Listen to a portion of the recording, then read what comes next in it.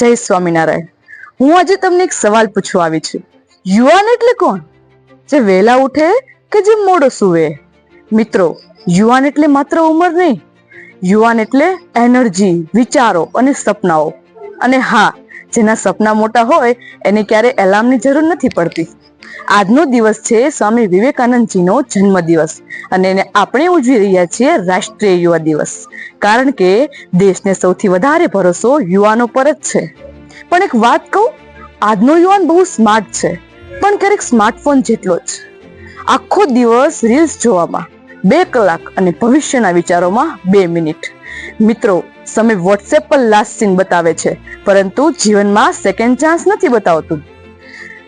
યુવાનોની નબળાઈ શરીરમાં નથી, નબળાઈ છે કાલથી શરૂ કરીશમાં. સ્વામી વિવેકાનંદજી કહેતા, ઉઠો, જાગો, અને આપણે કહીશું ઉઠી જઈશ સ્નૂઝ પછી.